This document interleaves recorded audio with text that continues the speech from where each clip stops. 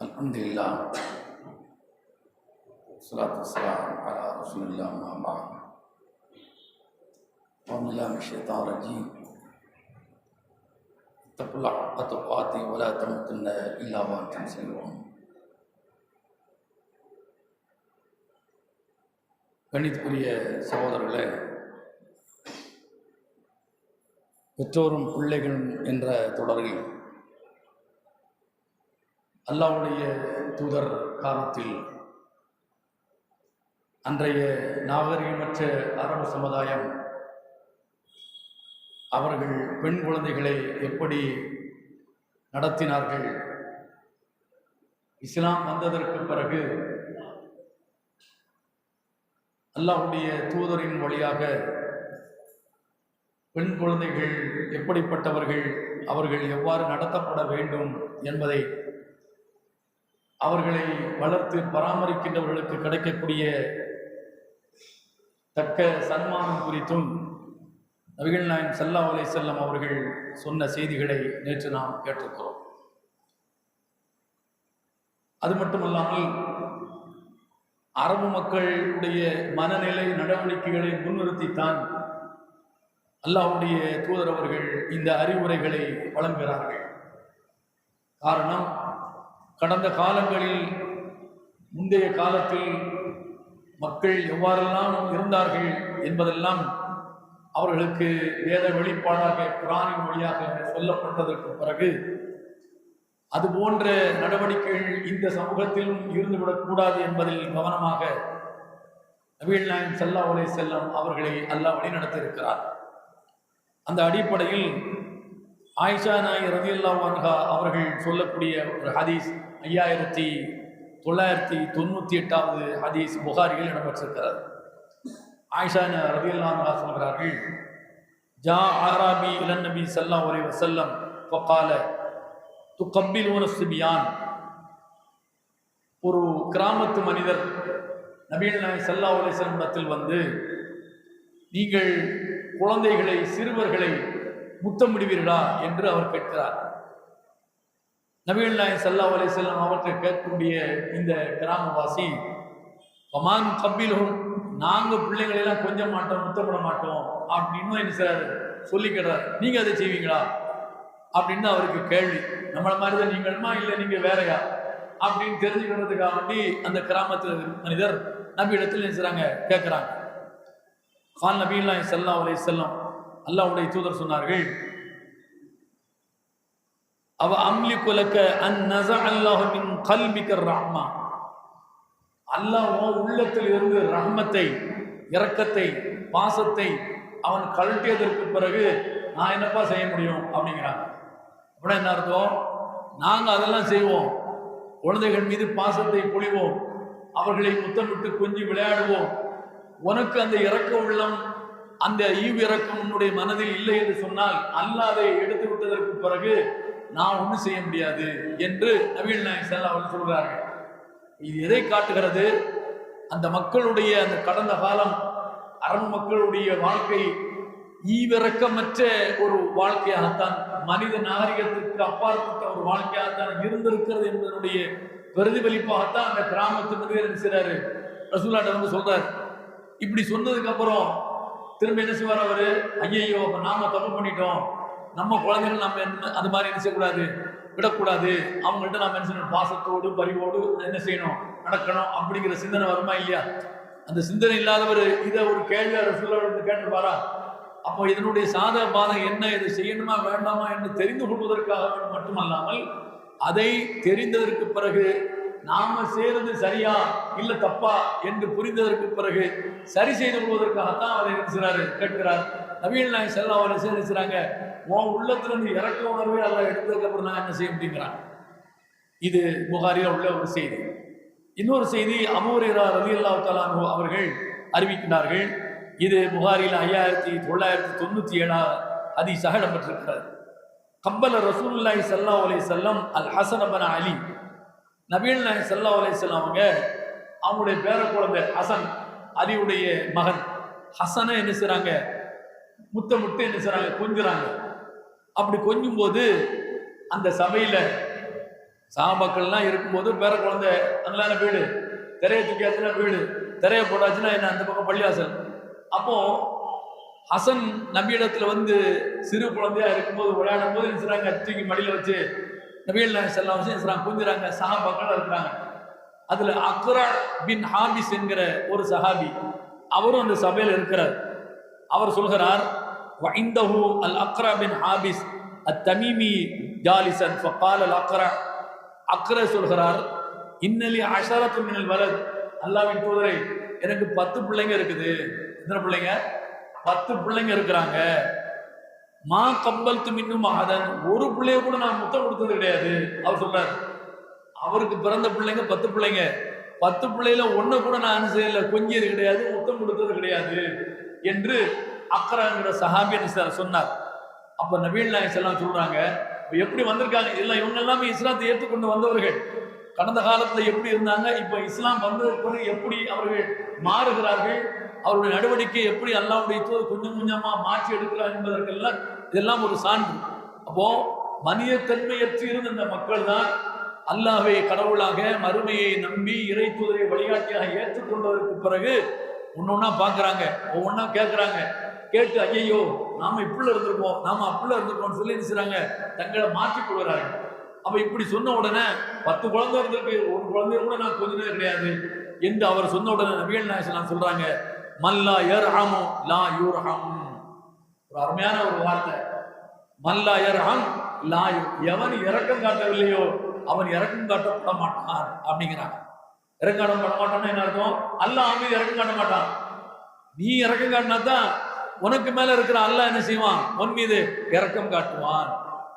அல்லா யர்ஹம் லா யுர்ஹம் என்று நபிகள் நாயகம் எல்லாம் சொல்றாங்க.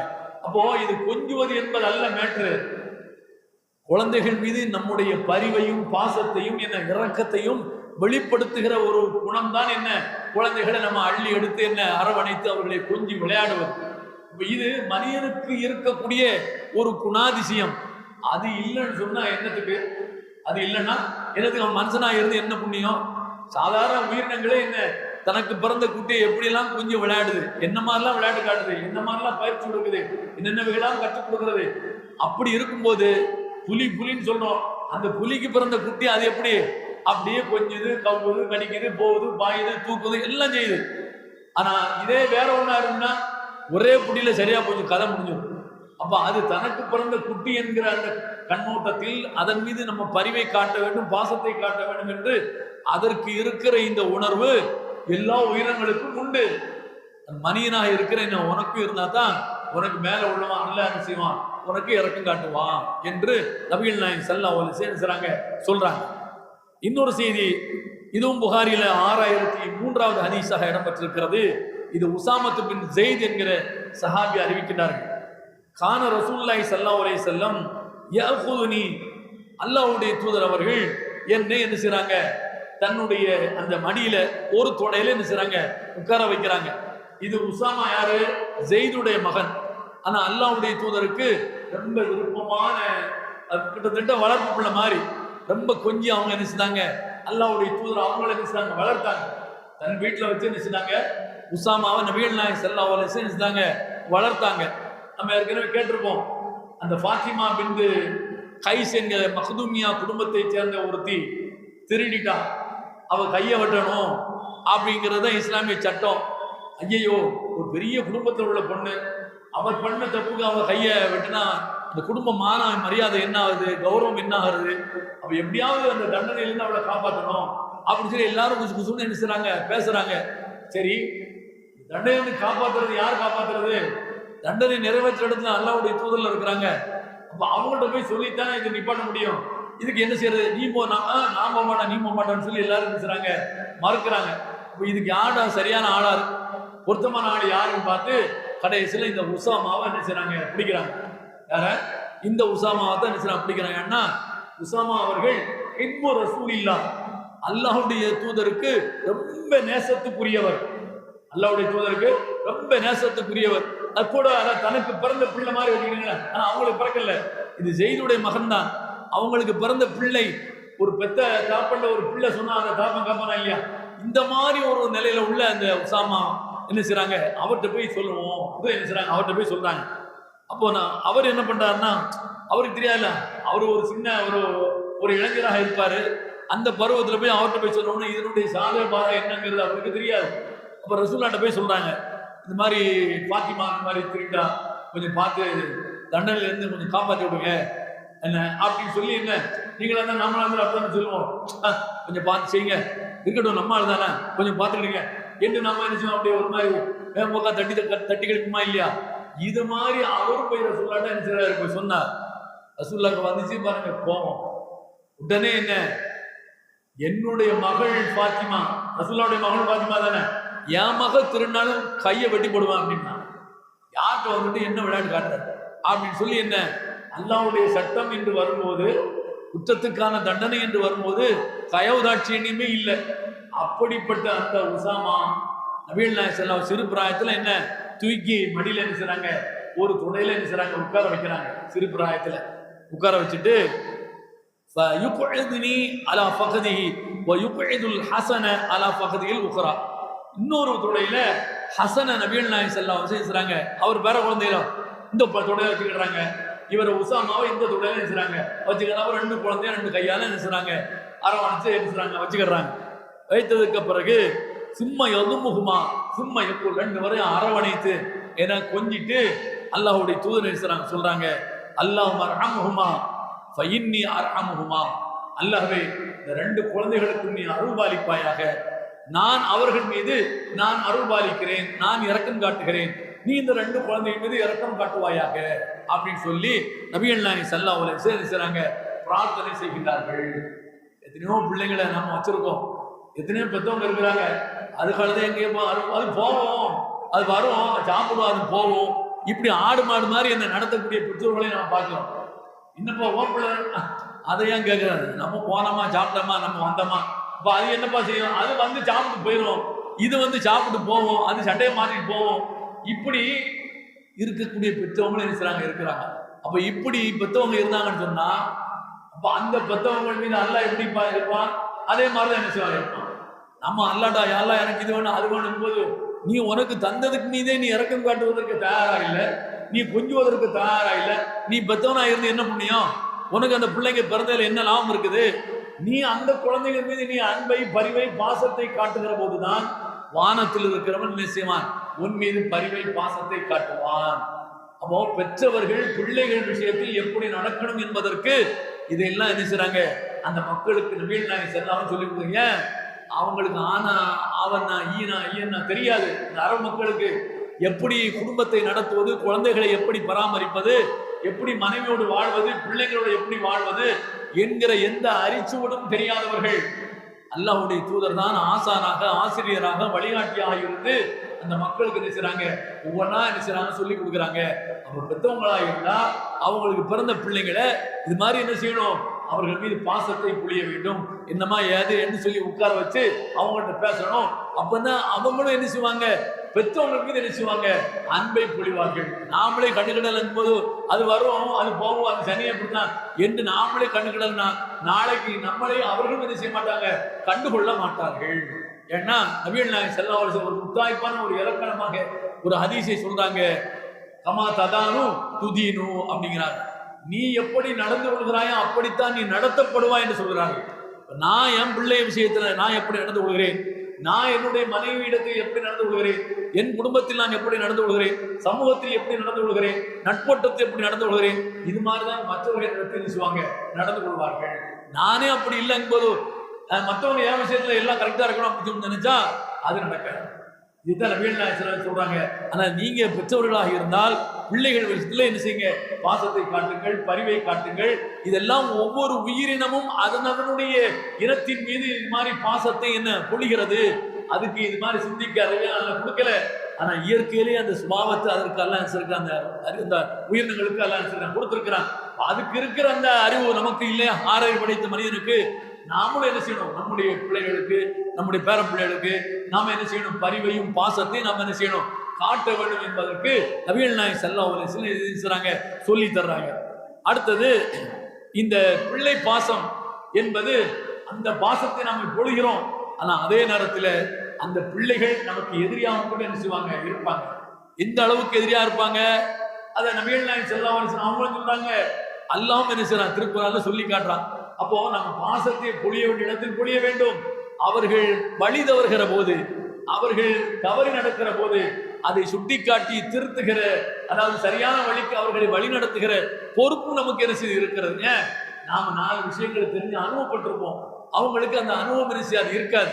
அப்படி இருக்காத போது அந்த பிள்ளைங்களை கூப்பிட்டு வச்சு வாங்கவா இதெல்லாம் செய்யக்கூடாது சரிதானா, இல்ல செஞ்ச வை அப்படியா இப்படியான்னு சொல்லி அவனுக்கு என்ன செய்யணும், நம்ம புரிய வைக்கணும். புரிய வச்சு புரியலையா நம்ம கண்டிக்கணும். நாம கண்டுக்கிடாம விட்டால் மிகப்பெரிய அளவுக்கு நமக்கே அது என்ன வினையாக வந்து விடும் என்பதையும் இஸ்லாம் நமக்கு என்ன செய்து சொல்லி காட்டுகிறது. 8வது அத்தியாயம் 28ஆம் வசனத்துல வாலமு அன்னமா அம்பாலுக்கும் அவுலாதுக்கும் ஃபித்னா, அறிந்து கொள்ளுங்கள் உங்களுடைய செல்வமும் உங்களுடைய குழந்தைகளும் உங்களுக்கு சோதனை தான் என்று அல்லாஹ் சொல்கிறார். அப்போ நல்லதும் இருக்கிறது கெட்டதும் இருக்கிறது. எந்த ஒன்றிலுமே நன்மை இருக்கும், எந்த ஒன்றிலையும் கெட்டதும் இருக்கும். பொதுவாகவே மனிதன் பயன்படுத்தக்கூடிய ஒரு சாதாரண கத்தி எடுத்துக்கிட்டீங்க, கத்தியில கத்தினா குத்துறது மட்டும்தானா, வெட்டுறது மட்டும்தானா?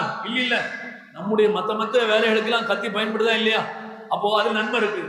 அதே நேரத்தில் அந்த கத்தி அடுத்தவரை தாக்கவும் செய்யும், அடுத்தவரை கொலை செய்யும், வெட்டவும் செய்யும், குத்தவும் செய்யும், எல்லாம் செய்யும். அப்ப எதை எப்படி பயன்படுத்த வேண்டும் என்பதை புரிந்து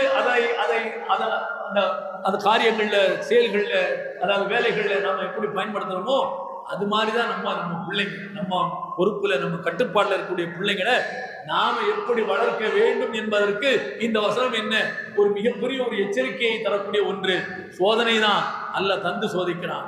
ஒருவனுக்கு 1 கொடுத்திருப்பான், ஒருவனுக்கு 1 கொடுத்திருக்க மாட்டான், ஒருவனுக்கு 10 கொடுத்திருப்பான், 2 கொடுத்திருப்பான்.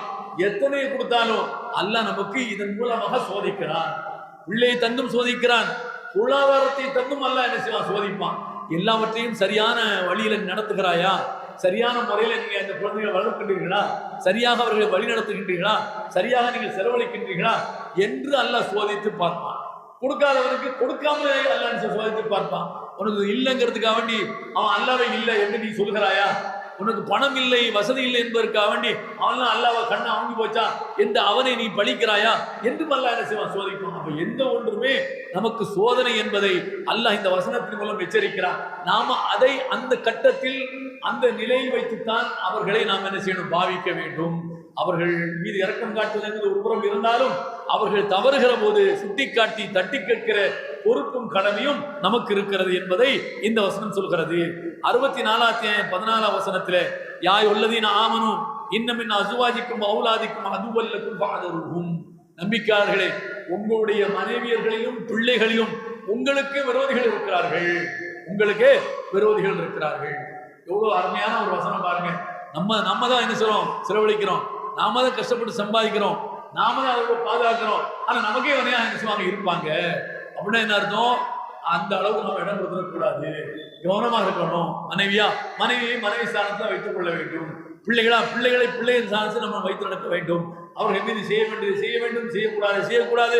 இது மாதிரி நம்ம பேலன்ஸாக சமன் செய்து சீர்தூக்கினால்தான், கொண்டு சென்றால்தான் நமக்கு அது முழுக்க நன்மையாக அமையும். இல்லை என்று சொன்னால் நமக்கே சோதனையாக, நமக்கே என்ன விரோதமாக, எதிரியாக வந்து அமைந்து விடுவார்கள் என்பதை 64ஆம் அத்தியாயம் 14ஆம் வசனத்தில் அல்லாஹ் சொல்கிறார். அதே போன்று 63ஆவது அத்தியாயம் 9ஆம் வசனத்துல யாயுல்லதீன ஆமனு லா துல்ஹிக்கும் அம்பாலுக்கும் வலா அவுலாதுக்கும் அன் திக்ரில்லா, இது ஒவ்வொரு வெள்ளிக்கிழமையில என்ன செய்வாங்க ஓதக்கூடிய வசனம். நம்பிக்கையாளர்களே, லா துல்ஹிக்கும் அம்பாலுக்கும் வலா அவுலாதுக்கும் அன் திக்ரில்லா, உங்களுடைய செல்வமும் உங்களுடைய குழந்தைகளும் அல்லாஹ்வை நினைப்பதிலிருந்து உங்கள் கவனத்தை திசை திருப்பி விட வேண்டாம் என்று அல்லாஹ் சொல்கிறார். அல்லது உங்களை அழித்து நாசமாக்கி விட வேண்டாம். பிள்ளை தந்து விட்டான் என்பதற்காக வேண்டி அல்லாஹ் மறந்துடாது, செல்வத்தை தந்திருக்கிறான் என்பதற்காக வேண்டி அல்லாஹ் மறந்துடாது. இதெல்லாம் இறைவனை மறக்கடிக்க செய்யக்கூடியவைகள் இந்த செல்வங்கள் எல்லாம். அதனால செல்வத்தை செல்வமாக பாருங்க, அல்லாஹ் தந்திருக்காங்க, அல்லாஹ் நினையுங்கள். பிள்ளைகளா பாருங்க, அல்லாஹ் தந்திருக்கான். எத்தனையோ பேருக்கு இல்லாத இந்த தருணத்துல நமக்கு பிள்ளைகளை தந்திருக்கான், அல்லாஹ்வை நினைவு கூறுங்க. அல்லாஹ்வை மறக்கடிக்கிற ஒரு பொருளாக, ஒரு செல்வமாக இதை அமைந்து விடக்கூடாது என்றும் அல்லாஹ் சுப்ஹானஹு வ தஆலா என்ன செய்றான், எச்சரிக்கின்றார். நபிகள் நாயகம் ஸல்லல்லாஹு அலைஹி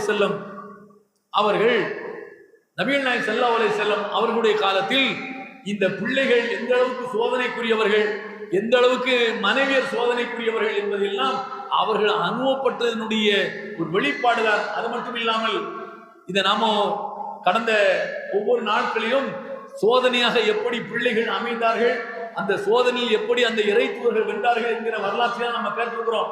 இப்ராஹிமுடைய வரலாறு, இஸ்மாயிலுடைய வரலாறு, இதெல்லாம் எதுக்காக வேண்டிய அல்லாஹ் குர்ஆன்ல சொன்னா இதெல்லாம் இப்படிலாம் இருக்கும். பிள்ளை என்று சொன்னால் தாப்பன் என்று சொன்னால் இப்படிலாம் இருப்பாங்க.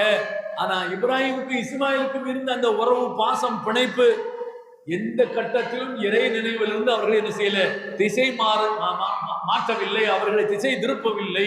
அவர்கள் சரியான அளவுக்கு இறை நினைவோடு இறைவனுடைய கட்டளைக்கு முழுமையாக கட்டுப்பட்டு இருந்திருக்கிறார்கள் என்பதன் வழியாக அல்லாஹ் அதையெல்லாம் உள்ளடக்கித்தான் பிள்ளைகளா இருந்தாலும் சரி, முன்னாடியா இருந்தாலும் சரி, செல்வமா இருந்தாலும் சரி, எல்லாம் இறைவனை நினைவூட்டுவைகளாக இருந்தால் அது நமக்கு வெற்றியை தரும் என்பதை அல்லாஹ் சுப்ஹானஹு வ தஆலா இந்த வசனத்தின் மூலமாக நமக்கு சொல்லித் தருகிறான். இன்ஷா அல்லாஹ் நாளை தொடரும்.